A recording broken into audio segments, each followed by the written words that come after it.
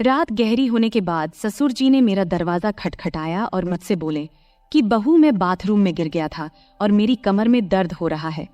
अगर तुम थोड़ी मालिश कर देती तो शायद मुझे थोड़ा आराम मिल जाता। फिर मैंने अपने ससुर को अपने बिस्तर पर लिटा दिया। इसके बाद जो हुआ उसकी आप कल्पना भी नहीं कर सकते, क्योंकि इसके बाद मेरी जिंदगी पूरी तरह से बिखर गई थी। हेलो दोस्तों, आज की इस अनोखी कहानी में आप सभी का स्वागत है। शादी के 5 महीने बाद ही मेरा पति अचानक एक दुर्घटना में गुजर गया। मेरे पिताजी ने बड़ी मुश्किल से मेरी शादी करवाई थी, लेकिन 5 महीने के अंदर ही मैं फिर से अपने मायके के दरवाजे पर आ गई थी। मेरे मायके में मेरी माँ नहीं थी, इसलिए मुझे बहुत डर लगता था कि अगर पिताजी कुछ कहेंगे तो मैं किसके आंचल में अपना मुंह छुपाऊंगी। वहां मेरी सौतेली माँ थी, इसलिए डर और भी ज्यादा था। फिर अचानक एक दिन मेरे ससुर हमारे घर आए और उन्होंने मेरे पिता से कहा कि वह मुझे फिर से अपने घर ले जाना चाहते हैं। मेरी सौतेली माँ ने तुरंत ही हाँ कह दिया, लेकिन मेरे पिताजी ने कहा, अब आपका बेटा नहीं रहा तो आप मेरी बेटी को क्यों ले जाना चाहते हैं।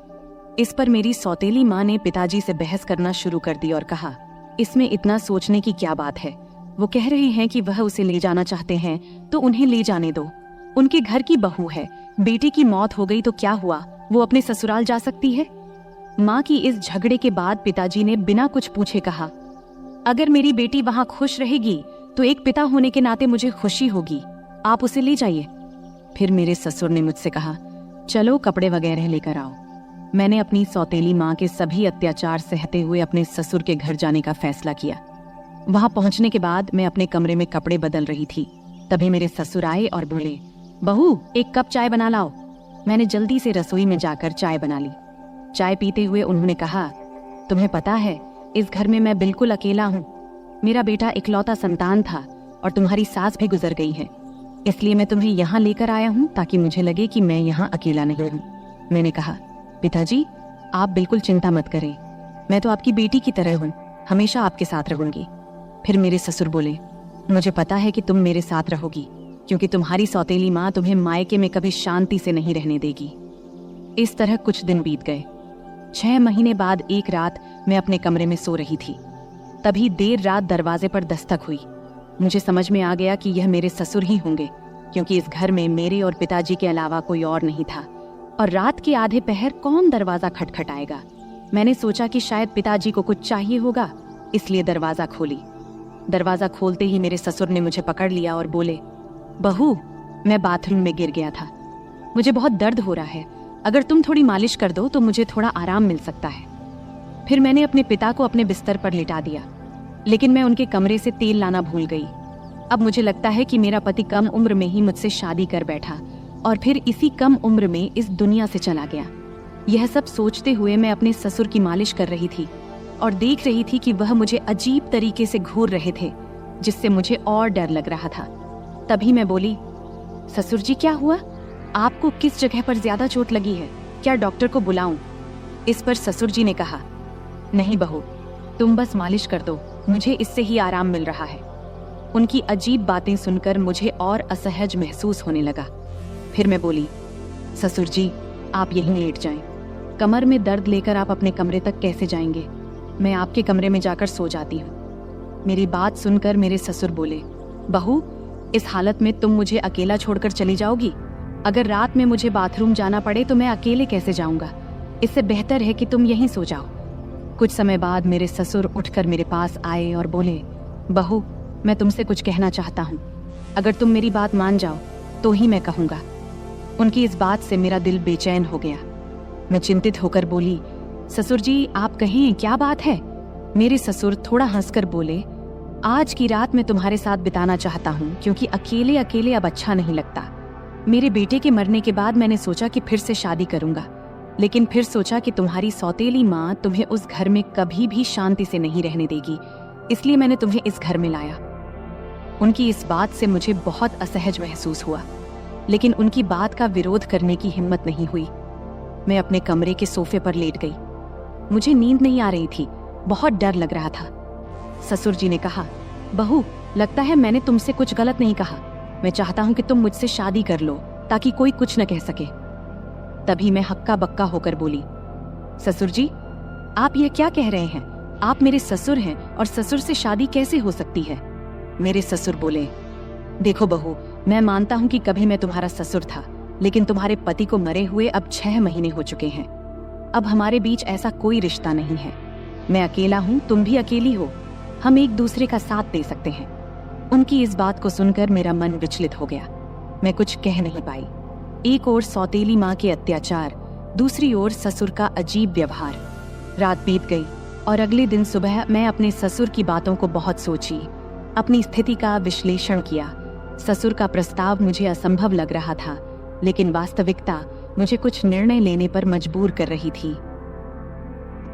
फिर मुझे ख्याल आया कि मैं अपने पिताजी से जाकर बात करती हूँ, लेकिन ये सब बातें अपने खुद के पापा से करने की मुझे हिम्मत नहीं हुई, क्योंकि मुझे पता था कि पिताजी से बात करने के बाद मेरी जिंदगी में नई समस्याएं आ सकती हैं। इसलिए मैं उनके पास नहीं गई। ऐसे ही एक दिन शाम को मेरे ससुर को फिर से बात करने का मौका मिला। उन्होंने कहा, बहू, मैंने तुमसे कुछ गलत नहीं चाहा, बस चाहता हूँ कि तुम मेरे जीवन में खुशी लाओ। मैं अकेला नहीं रह सकता, तुम्हारे साथ ही मेरी जिंदगी पूरी होती है। दोबारा ससुर जी से ये सभी बातें सुन मैं अंदर से कांपने लगी और कुछ बोल न पाई। थोड़ी देर बाद ससुर जी खुद ही बाहर चले गए। ऐसे ही मुझे ससुराल में और कुछ महीने बिताने के बाद मेरे ससुर और मेरे बीच एक अजीब सा संबंध बनता चला गया। पति की मौत के बाद मैंने सोचा था कि मैं अब इस दुनिया में बिल्कुल अकेली हो गई हूँ, लेकिन मेरे ससुर ने मेरे प्रति जो भावनाएं जाहिर की थी, उन्होंने मेरे जीवन को एक नई दिशा में मोड़ दिया। उनके शब्दों ने मुझे भीतर तक झकझोर कर रख दिया था। जब भी मैं सोने को जाती, उनके बातें मुझे परेशान करने लगती। वह कहते थे कि मेरे साथ रहने से उन्हें अपने अकेलेपन का एहसास नहीं होता और वह चाहते थे कि हम दोनों एक नई जिंदगी की शुरुआत करें। उस रात की बातचीत के बाद मैंने खुद को बहुत असमंजस में पाया। मन में कई सवाल उठ रहे थे। क्या यह सही है? क्या यह समाज के नियमों के खिलाफ नहीं जाएगा? लेकिन कहीं न कहीं मेरे दिल में यह बात भी थी कि शायद मेरे ससुर सच में अकेलेपन से जूझ रहे हैं। मैंने बहुत सोच विचार करने के बाद उनसे बात करने का फैसला किया। एक रात जब घर अड़ोस पड़ोस के सभी लोग सो चुके थे, तब मैं ससुर के कमरे का दरवाजा खटखटाई। उन्होंने दरवाजा खोला और मुझे देखकर थोड़ा हैरान हुए। मैं अंदर गई और बोली, ससुर जी, मैं आपसे कुछ महत्वपूर्ण बात करना चाहती हूँ। उन्होंने मुझे बैठने का इशारा किया और गंभीरता से बोले, क्या हुआ बहू, तुम इतनी रात गए क्यों आई हो? मैंने थोड़ी हिम्मत जुटाते हुए बोली, ससुर जी, मैंने आपके प्रस्ताव के बारे में बहुत सोचा है। मैं समझती हूँ कि आप अकेलेपन से जूझ रहे हैं और एक साथी की जरूरत महसूस कर रहे हैं, लेकिन इस रिश्ते के लिए एक शर्त है। हमारे बीच हमेशा सम्मान और प्यार का रिश्ता रहेगा। आप मुझे बेटी की तरह सम्मान देंगे और मैं आपको पिता की तरह आदर दूंगी। उन्होंने मेरी बात को ध्यान से सुना और थोड़ी देर बाद कहा, मैं तुम्हारी शर्त मानता हूँ, तुम्हारे सम्मान को हमेशा बनाए रखूंगा। उनकी यह बात सुनकर मेरे दिल का बोझ थोड़ा हल्का हो गया। मैंने उन्हें अपनी सहमति दे दी। फिर कुछ दिनों बाद हमने एक छोटे से समारोह में शादी कर ली। यह शादी समाज की नज़र में असामान्य थी, लेकिन हमने अपनी स्थिति को स्वीकार कर लिया था। शादी के बाद के दिन मेरे लिए बेहद चुनौतीपूर्ण रहे। गांव में लोग बातें बनाने लगे, रिश्तेदारों ने हमसे दूरी बनानी शुरू कर दी, लेकिन हमने इन सब की परवाह किए बिना अपने जीवन को आगे बढ़ाने का फैसला किया।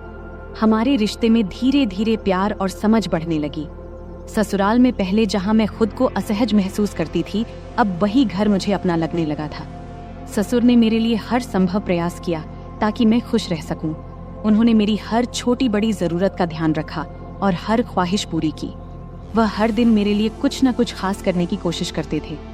कभी मेरे पसंदीदा खाने की चीजें लाते, तो कभी मेरे लिए नई साड़ियां खरीदते।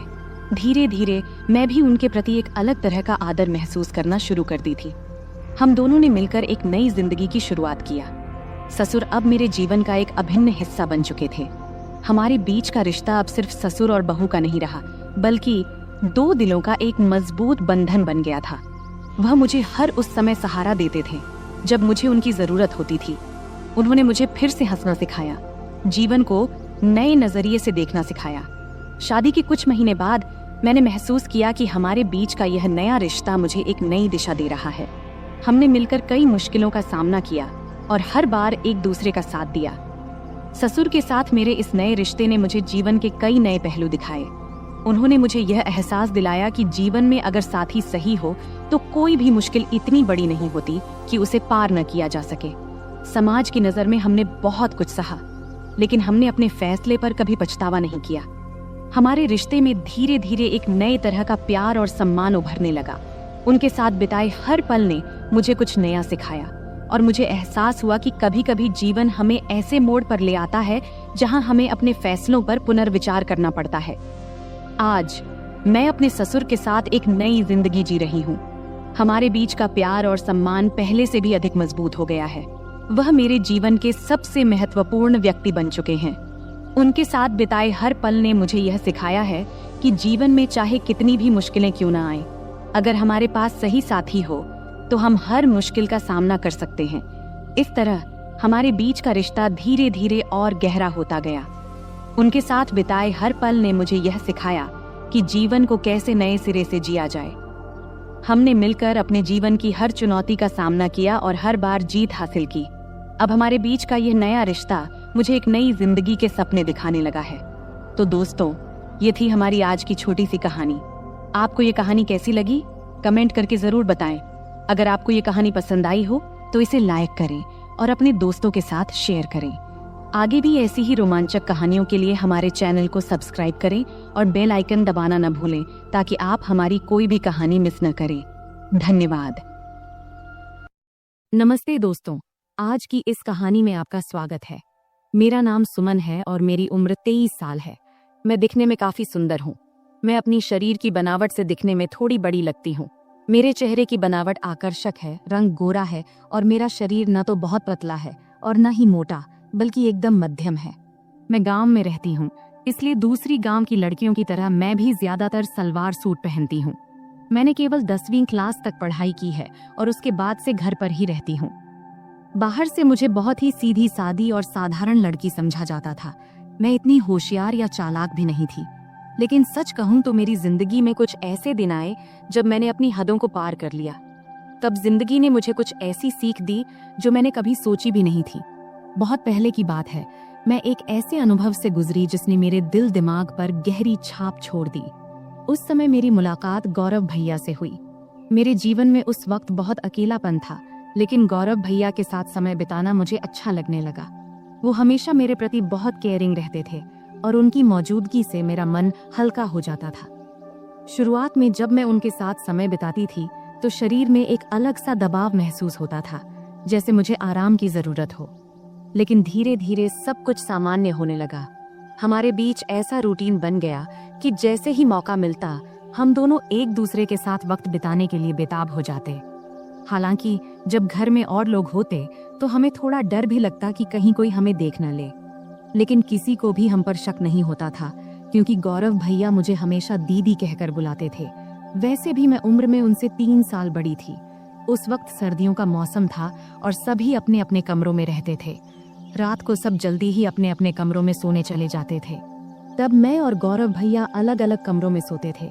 एक दिन रात को जब मैं दरवाजा बंद करके सो रही थी तब एक ऐसी घटना घटी जिसने मेरी जिंदगी में एक नया अनुभव जोड़ा।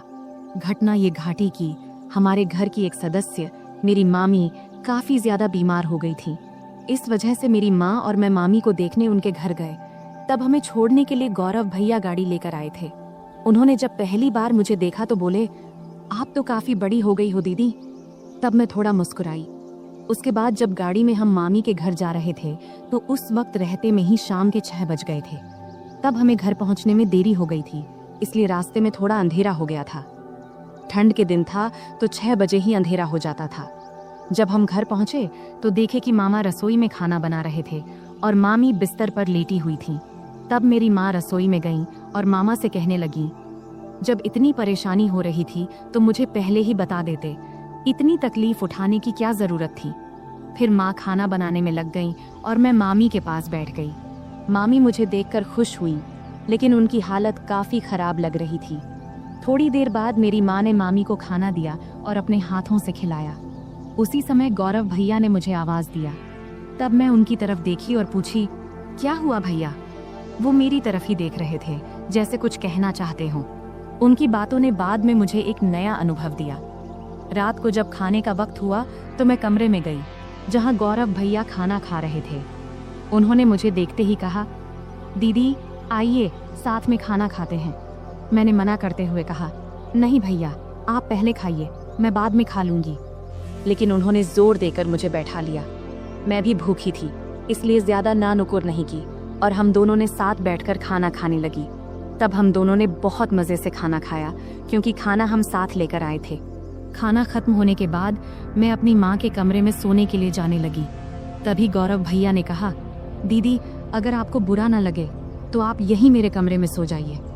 उनकी ये बात सुनकर मैं हैरान रह गई और मैंने कहा, नहीं भैया मैं माँ के साथ सोऊंगी। लेकिन तब बार बार वे मुझसे विनती करने लगे। आखिरकार मैं मान गई, ठीक है मैं यहाँ सो जाऊंगी, लेकिन पहले मम्मी को बता देना चाहती हूँ कि मैं आपके कमरे में सोऊंगी। इस पर गौरव भैया खुद जाकर मम्मी को बताए कि मैं उनके कमरे में सो रही हूँ। इधर मैंने अपने सलवार कुर्ते बदल लिए, क्योंकि मेरे कपड़े थोड़े ज्यादा टाइट थे। जब गौरव भैया ने मुझे नए कपड़ों में देखा तो मुस्कुराते हुए बोले, दीदी आप इस ड्रेस में कमाल की लग रही हैं, आप इतनी खूबसूरत क्यों हैं? तब मैंने कुछ नहीं कहा, बस मुस्कुराकर बात बदल दी। फिर मैंने चादर ओढ़ ली और बिस्तर पर बैठ गई। गौरव भैया भी अपने सोने का इंतजाम नीचे फर्श पर करने लगे। तब मैंने कहा, भैया बिस्तर पर ही सो जाओ, यहाँ काफी जगह है। मेरे कहते ही गौरव भैया भी चादर ओढ़कर मेरे पास बैठ गए। गौरव भैया बहुत हंसमुख और मजाकिया इंसान थे। उन्होंने मजेदार बातें करके मुझे काफी देर तक हंसाया। बात करते करते कब रात के 12 बज गए पता ही नहीं चला और न जाने कब मैं सो गई। सुबह जब मेरी नींद खुली तो मैंने देखा कि गौरव भैया मेरे बालों से खेल रहे हैं। मुझे जागते देख वो मुस्कुराते हुए बोले, गुड मॉर्निंग दीदी, कैसी हो? मैं भी मुस्कुराते हुए बोली, बहुत बढ़िया भैया। फिर हम दोनों चादर के अंदर बैठकर बातें करने लगे। तभी उसी वक्त मम्मी हमारे लिए गर्मा गर्म चाय लेकर आईं। सुबह बहुत ठंडी थी, इसलिए चादर में बैठकर चाय पीना अच्छा लग रहा था। गौरव भैया बार बार मेरी तरफ देख रहे थे। मैंने मुस्कुराते हुए पूछा, क्या है भाई, ऐसे क्यों देख रहे हो? वो मजाक करते हुए बोले, आपकी आंखें बहुत बड़ी और खूबसूरत हैं। सच कहूं दीदी, आपकी आंखों में देखने से मन खुश हो जाता है। तब मैं मस्ती में बोली, सुबह जब मैं सो रही थी तब क्या कर रहे थे? तब वो हल्का सा मुस्कुराए और बोले, कुछ नहीं दीदी, आपके बाल ठीक कर रहा था। गौरव भैया दिखने में काफी सुंदर थे। उनके चेहरे पर अभी दाढ़ी मूंछ भी नहीं आई थी और चेहरा बहुत साफ था। मेरी तुलना में उनकी हाइट थोड़ी सी कम थी, लेकिन उनकी कुछ हरकतें मुझे कभी कभी हैरान कर देती थीं। सुबह का वक्त थोड़ा व्यस्त था। मम्मी घर के कामों में व्यस्त थीं और मामू काम पर जाने के लिए तैयार हो रहे थे। तब मैं भी मम्मी की मदद करने लगी। इतने में मामू खाना पैक करके काम पर निकल गए। मेरी रोज सुबह नहाने की आदत थी, इसलिए रोज की तरह मैं नहाने के लिए बाथरूम की ओर गई। मुझे नहीं पता था कि गौरव भैया भी उसी वक्त नहाते हैं। जैसे ही मैंने बाथरूम का दरवाजा खोला तो मैं शर्म से लाल हो गई और तेजी से अपने कमरे में भाग आई। गौरव भैया उस वक्त नहा रहे थे। उनके चेहरे पर साबुन लगा था, इसलिए उन्होंने मुझे देखा भी नहीं। लेकिन मैं इतनी ज्यादा शर्मिंदा हो गई कि वह दृश्य बार बार मेरे दिमाग में घूमने लगा। कमरे में बैठकर मैं अपनी ही सोच में खो गई और हल्के हल्के हंसने लगी। इतने में गौरव भैया नहाकर कमरे में आए। मुझे अकेले हंसते हुए देखकर उन्होंने मजाक में कहा, क्या बात है दीदी, आज तो बहुत खुश लग रही हो। उनकी बात सुनकर मैं थोड़ा चुप हो गई और बोली, नहीं भाई, ऐसा कुछ नहीं है, बस यूं ही हंस रही थी। गौरव भैया ने मोबाइल चलाते हुए पास आकर बैठ गए और बोले, सच सच बताओ दीदी, क्या सोच रही थी जो इतनी हंसी आ रही थी? तब मैंने हंसते हुए कहा, नहीं भाई, कुछ भी खास नहीं। लेकिन गौरव भैया जिद करने लगे, नहीं दीदी बताओ ना, नहीं बताओगी तो मैं गलत ही समझ लूंगा। तब मैंने कहा, प्लीज भैया, इस बात को यहीं खत्म करो, इसमें सोचने लायक कुछ भी नहीं है। फिर मैं जल्दी से उठी और नहाने के लिए चली गई। नहाने के बाद मैं कमरे में वापस आई और मजाक में मैंने जानबूझकर थोड़ा सा पानी गौरव भैया की तरफ उछाल दी। ये देखकर गौरव भैया अचानक उठ खड़े हुए और मेरे बाल पकड़कर मुझे बिस्तर पर बैठा दिया। उनका ये रवैया देखकर मुझे गुस्सा आ गया। मैंने गुस्से में कहा, ये क्या कर रहे हो भैया? और गुस्से में उनका हाथ झटक दिया। इसके बाद गौरव भैया बिना कुछ कहे चुपचाप कमरे से बाहर चले गए। उनका ये व्यवहार देखकर मैं भी हैरान रह गई थी। मुझे खुद पर पछतावा होने लगा कि शायद मुझे ऐसा नहीं करना चाहिए था। फिर जल्दी से मैं अपनी बाल ठीक की और मम्मी के पास चली गई। मामी का ध्यान रख रही थीं। उन्हें दवा दे रही थीं और खाना तैयार कर रही थीं। तभी मामी ने मुझसे कहा, जाकर गौरव को बुला ला, उसे गरम गरम खाना खा लेने को बोल दे, वरना ठंडा हो जाएगा। मुझे पता था कि गौरव भैया मुझसे नाराज है। जब मैं उन्हें बुलाने गई तो देखा कि वो छत पर बैठे फोन देख रहे हैं। मैंने आवाज लगाई, भैया नीचे आओ, मम्मी बुला रही हैं, खाना खा लो। लेकिन उन्होंने कोई जवाब नहीं दिया। तब मैं और पास गई और कहा, प्लीज भैया मुझसे नाराज मत हो, मुझसे गलती हो गई, मैं माफी मांगती हूँ। तब भी वो मेरी तरफ देखा भी नहीं और फोन देखते रहे। तब मैंने उनके हाथ को पकड़कर कहा, भैया गलती सिर्फ मेरी नहीं थी, तुमने भी तो मेरे बाल खींचे थे, इसलिए मुझे गुस्सा आ गया था, अब इतना नाराज मत हो। तब मेरी आंखों में आंसू आ गए और मैंने रोते हुए कहा, भैया प्लीज इतना गुस्सा मत करो, अगर मेरी गलती है तो मुझे एक नहीं 2 चांटे मार दो, लेकिन ऐसे चुप मत रहो। मुझे रोता देख गौरव भाई का गुस्सा थोड़ा ठंडा हो गया। उन्होंने धीरे से कहा, ठीक है, रो मत, लेकिन तुम्हें मुझ पर हाथ नहीं उठाना चाहिए था। खैर छोड़ो, चलो खाना खा लेते हैं। तब मैंने कहा, पहले ये तो कहो कि तुमने मुझे माफ कर दिया है। तब वो हंसकर बोले, अरे बहुत हो गया, अब चुप हो जाओ, वरना मुझे और ज्यादा माफिया मांगनी पड़ेंगी। फिर हम दोनों नीचे गए और खाना खाने बैठे। मम्मी और मामी पहले ही खा चुकी थी। मम्मी रसोई का काम खत्म कर रही थी। खाने के बाद मैं मामी के पास बैठ गई और उनके साथ बातचीत करने लगी। मामी की तबीयत का हालचाल लेने लगी। इसी बीच मम्मी ने कहा, हम दोनों पास के घर में मिलने जा रहे हैं, तुम और गौरव यहीं रहो। मैंने गौरव से कह दिया है कि कहीं बाहर ना जाए, हम जल्दी लौट आएंगे। फिर मम्मी और मामी बाहर चली गईं और मैं मामी का कमरा साफ करने लगी। तभी गौरव भैया मस्ती करते हुए आ गए। मैंने उनसे कहा, भैया प्लीज मेरे लिए कुछ ला दो। उन्होंने मुस्कुराकर कहा, बोलो दीदी क्या चाहिए। मैंने कहा, मेरे लिए चॉकलेट ले आओ, मुझे बहुत पसंद है। गौरव भैया हंसते हुए बोले, ठीक है, तुम कमरे की सफाई करो, मैं चॉकलेट लेकर आता हूँ। गौरव भैया चॉकलेट लेने चले गए और मैं कमरे की सफाई करने लगी। जब मैंने मामी की अलमारी खोली तो वहाँ मेकअप का सामान रखा देखी। सजने संवरने का मेरा भी बहुत शौक था, तो मैंने मामी का मेकअप इस्तेमाल करना शुरू कर दिया। फिर मैंने मामी के झुमके और गहने पहन लिए और अलमारी से लाल साड़ी निकाल ली। जब गौरव भैया चॉकलेट लेकर वापस आए तब मैं पूरी तरह से सज धज कर नई दुल्हन की तरह तैयार हो चुकी थी। तब मैंने बाल खोल रखे थे, लिपस्टिक लगा रखी थी और हाथों में चूड़ियां भी पहन ली थीं। जैसे ही वे कमरे में दाखिल हुए, मुझे इस रूप में देखकर हैरान रह गए। उनके मुंह से बस यही निकला, दीदी आप तो शानदार लग रही हैं। फिर मैंने उनसे चॉकलेट ली और बिस्तर पर बैठकर खाने लगी। गौरव भैया भी पास में बैठ गए और तब उनकी नजरें मुझसे हट नहीं रही थीं। तब मैंने कहा, भैया इतना मत देखो, मुझे असहज लग रहा है। गौरव भैया हंसकर बोले, क्या करूं दीदी, आप पर से नजर हट ही नहीं रही, आप साड़ी में इतनी सुंदर लग रही हो, मानो कोई परी हो। फिर मजाक में बोले, मन कर रहा है कि आपको अपनी दुल्हन बना लूं। मैं समझ रही थी कि उस वक्त उनके मन में क्या चल रहा था, पर मैंने हल्की हंसी के साथ बात को दूसरी ओर मोड़ दिया। मैंने मजाक में कहा, तो फिर रुक क्यों गए, बताओ मुझे पत्नी बनाकर क्या करोगे।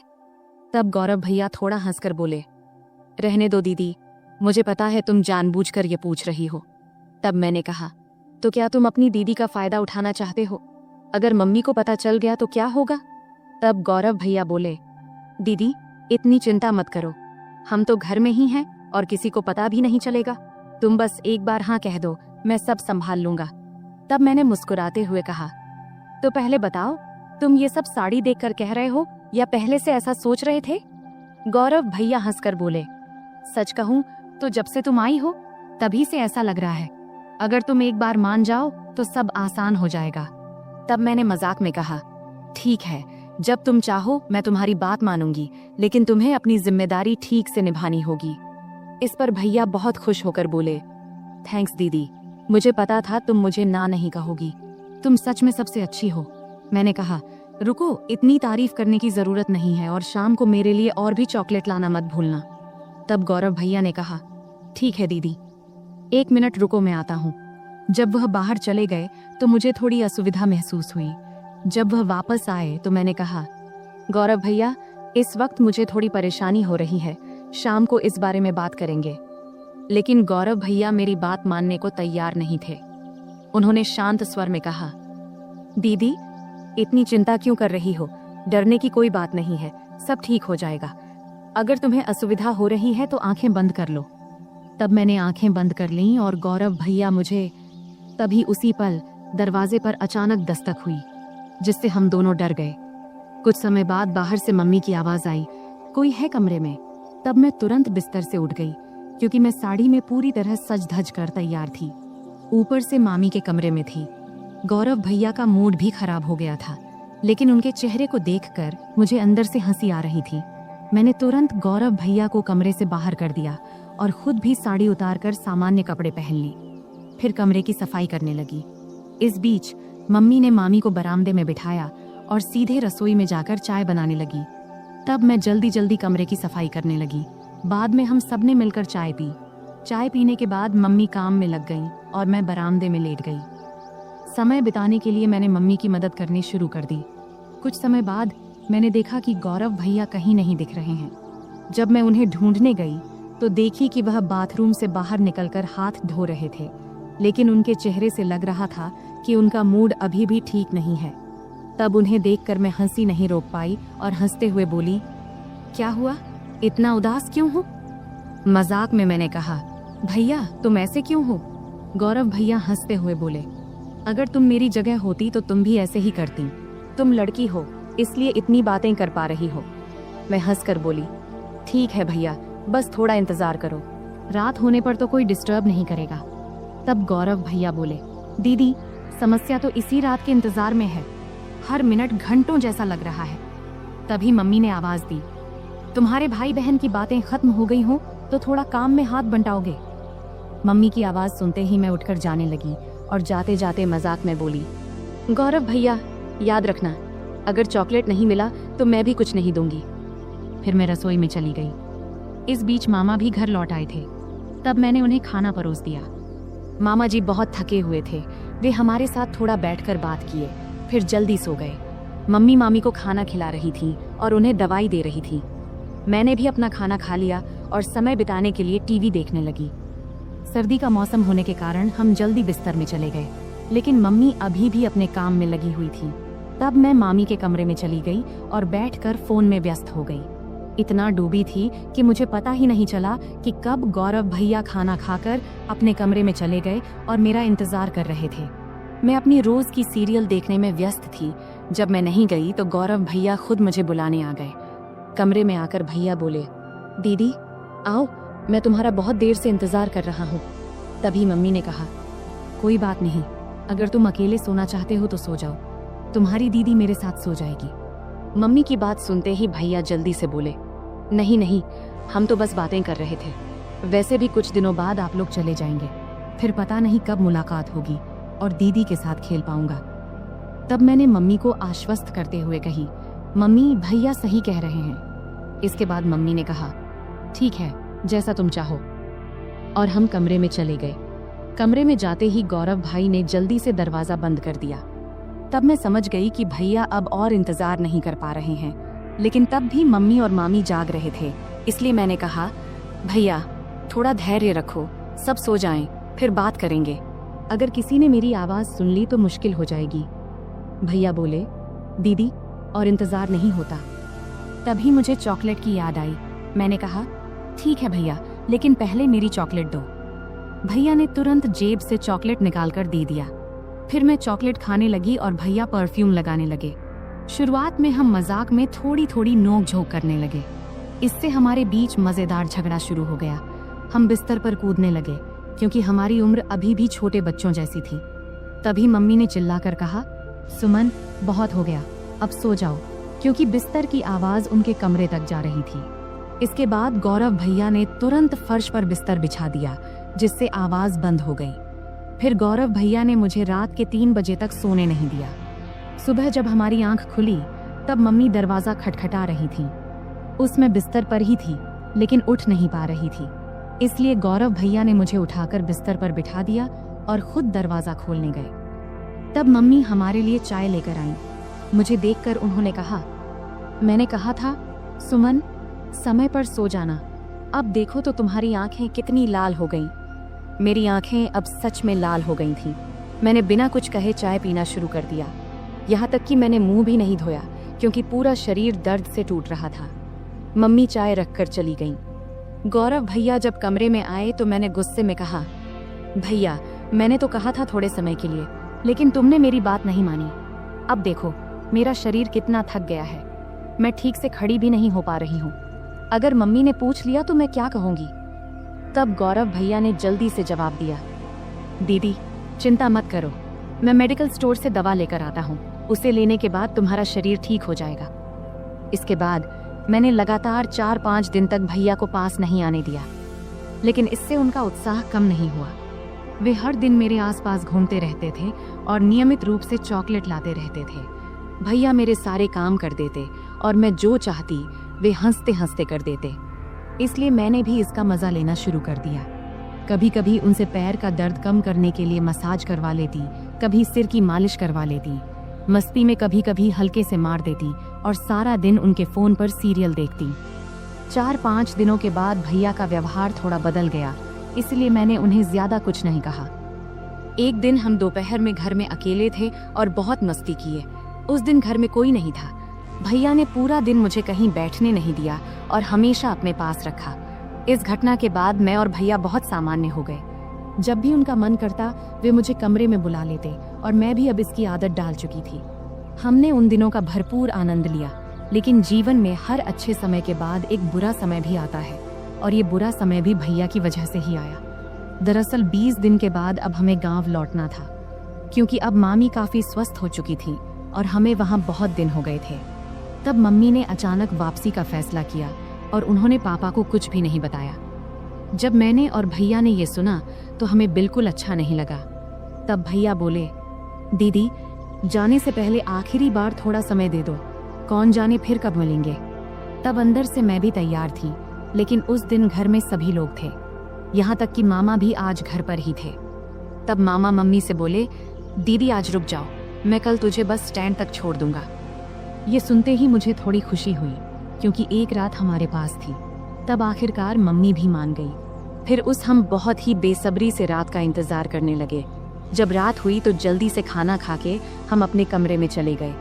तब हम इतने असावधान हो गए थे कि दरवाजा भी ठीक से बंद नहीं किया था। तब थोड़ी ही देर में अचानक मामा ने आकर हमें उस स्थिति में देख लिया। मैं तो डर से कांपने लगी और तुरंत वहां से हट गई। मामा तब बहुत गुस्से में थे, लेकिन उन्होंने धैर्य रखा और पूरी स्थिति को संभाला। उन्होंने हम पर गुस्सा ना करके हमारी गलतियां हमें समझाईं और उस दिन ने मुझे एक बड़ा सबक सिखाया। तब मामा के प्यार और सहयोग से हमने स्थिति को संभाल लिया। उसके बाद से मैंने अपनी गलतियों से बहुत कुछ सीखा। उस घटना के बाद मैंने कभी ऐसा कुछ नहीं किया जिससे मेरे परिवार को शर्मिंदा होना पड़े। तो दोस्तों, हमारी जिंदगी में गलतियां हो सकती हैं, लेकिन उनसे सीखना सबसे महत्वपूर्ण है। अगर आपके जीवन में कभी ऐसी स्थिति आए तो उसे संभालने की कोशिश करें और परिवार के साथ हमेशा खुलकर बात करें। यह कहानी हमें सिखाती है कि किसी भी रिश्ते में सीमा रेखा होना महत्वपूर्ण है। अत्यधिक निकटता कभी कभी गलत फहमियों का कारण बन सकती है, इसलिए हमें हमेशा अपने और दूसरों के सुविधा को प्राथमिकता देनी चाहिए। परिवार के माहौल और रिश्तों का सम्मान करना बहुत महत्वपूर्ण है। हमें यह सुनिश्चित करना चाहिए कि हमारे कार्यों से परिवार के किसी भी सदस्य को शर्मिंदा न होना पड़े। इंसान से गलतियां हो सकती हैं, लेकिन उन गलतियों से सीखना और भविष्य में सही निर्णय लेना एक परिपक्व मानसिकता का परिचय है। किसी भी स्थिति में सचेत रहना आवश्यक है। दरवाजा बंद न करने की घटना एक छोटी गलती थी, लेकिन इसने बड़ी समस्या खड़ी कर दी। इससे समझ में आता है कि छोटी छोटी बातों में भी सावधानी बरतनी चाहिए, क्योंकि इनका जीवन पर बड़ा असर पड़ सकता है। तो दोस्तों, यह थी हमारी आज की छोटी सी कहानी। आपको यह कहानी कैसी लगी, कमेंट करके जरूर बताएं। अगर आपको यह कहानी पसंद आई हो तो इसे लाइक करें और अपने दोस्तों के साथ शेयर करें। आगे भी ऐसी ही रोमांचक कहानियों के लिए हमारे चैनल को सब्सक्राइब करें और बेल आइकन दबाना न भूलें, ताकि आप हमारी कोई भी कहानी मिस न करें। धन्यवाद। नमस्ते दोस्तों, आज की इस कहानी में आपका स्वागत है। इस कहानी में मेरा नाम राहुल है। मैं उत्तर प्रदेश के एक छोटे से शहर अंबेडकर नगर में रहता हूँ।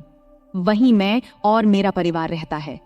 पैसे की कमी नहीं है, पिताजी खूब कमाते हैं और मैं कॉलेज में पढ़ता हूँ। आज मैं आपको मेरी अचानक घटी एक कहानी सुनाने जा रहा हूँ।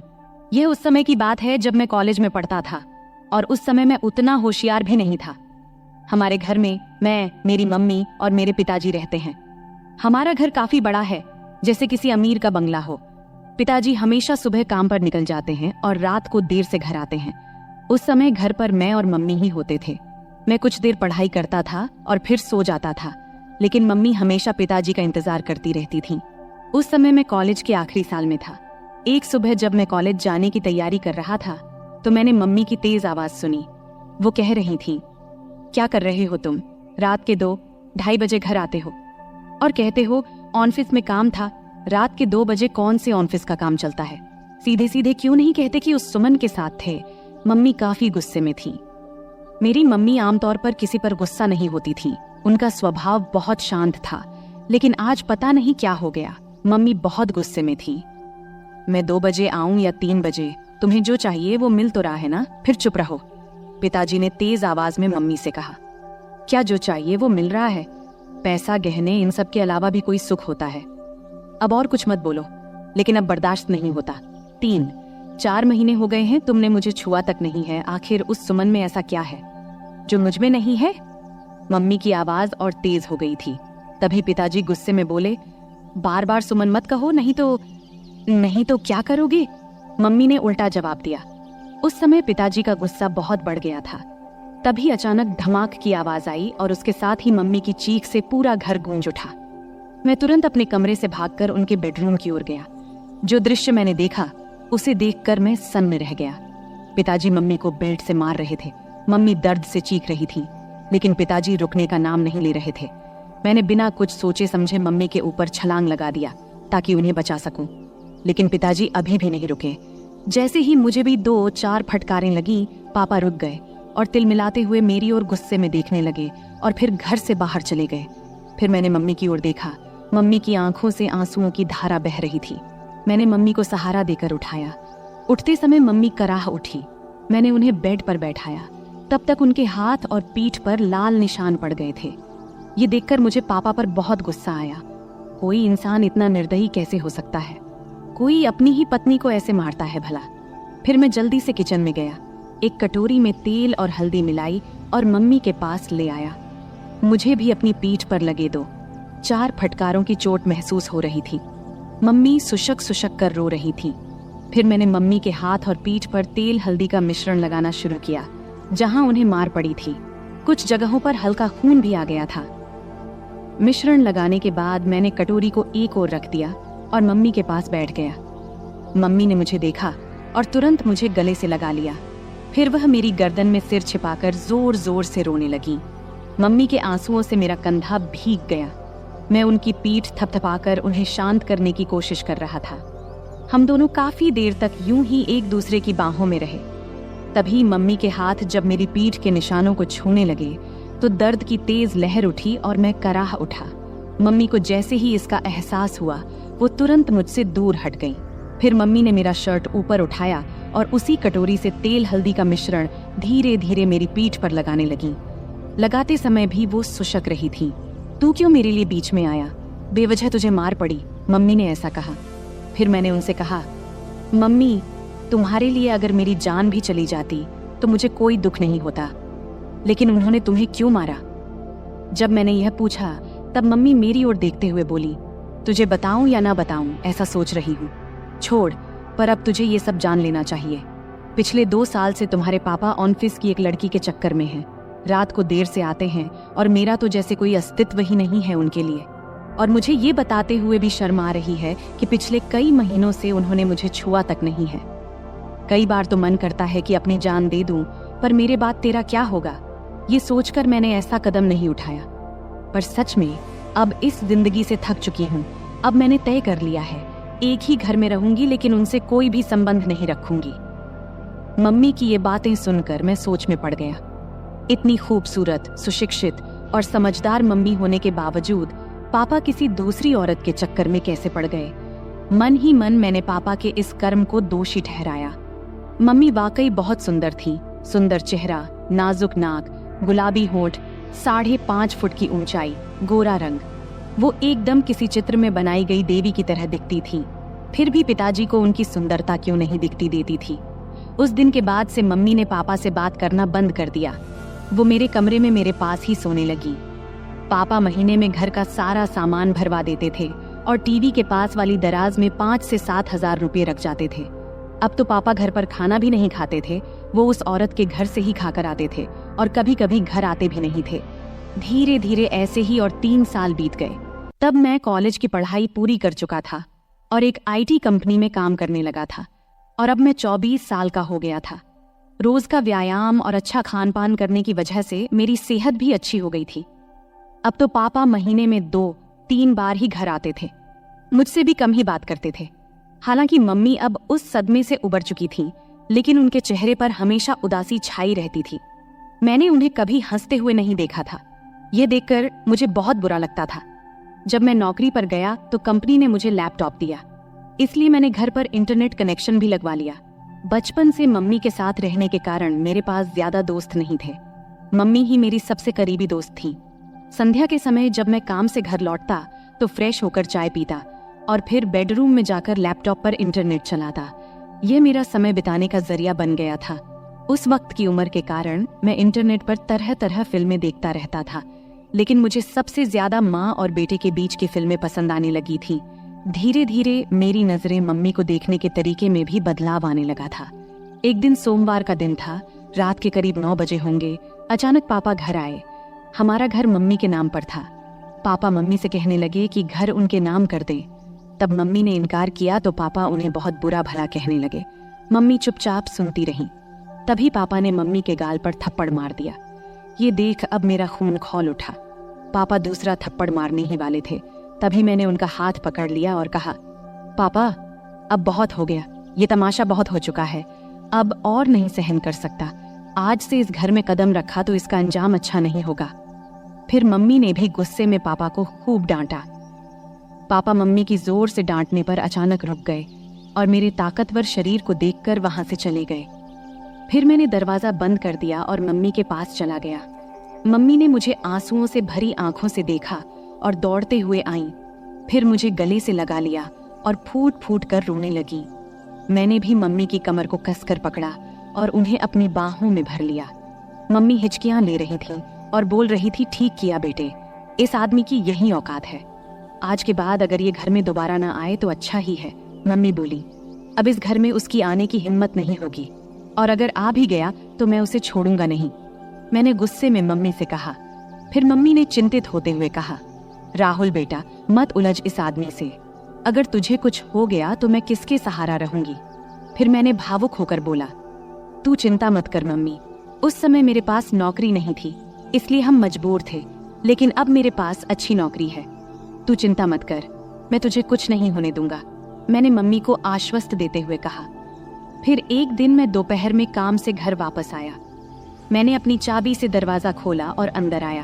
तभी मुझे एक अजीब आवाज सुनाई दी। मैं बेडरूम के दरवाजे के पास गया, तब दरवाजा अंदर से बंद था। मैंने दरवाजे की होल से अंदर झांका और देखा कि मम्मी अंदर किसी के साथ थीं। जो नज़ारा मैंने देखा उसे देखकर मैं चौंक गया।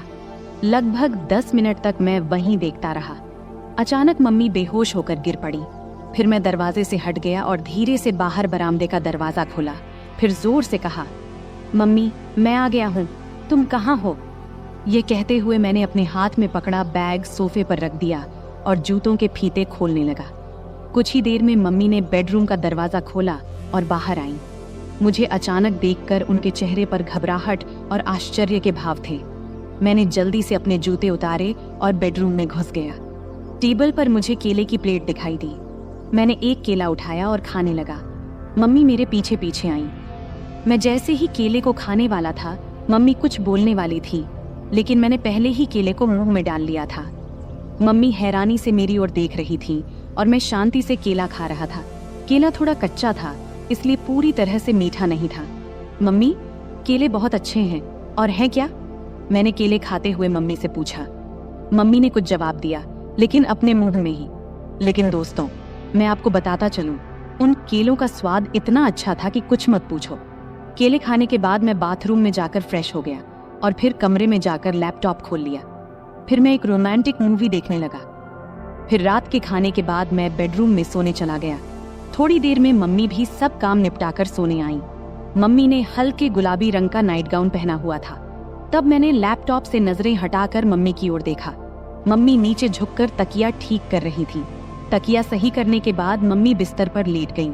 तब मैंने भी अपना लैपटॉप बंद कर दिया, फिर लाइट बंद किया और सोने की कोशिश करने लगा। लेकिन मुझे नींद नहीं आ रही थी। मेरे दिमाग में दिन की वो घटना बार बार घूम रही थी। बहुत देर तक मैं जागा रहा, जबकि मम्मी शांति से सो रही थी। कुछ समय बाद मम्मी ने करवट ली और मेरी तरफ पीठ करके सो गईं।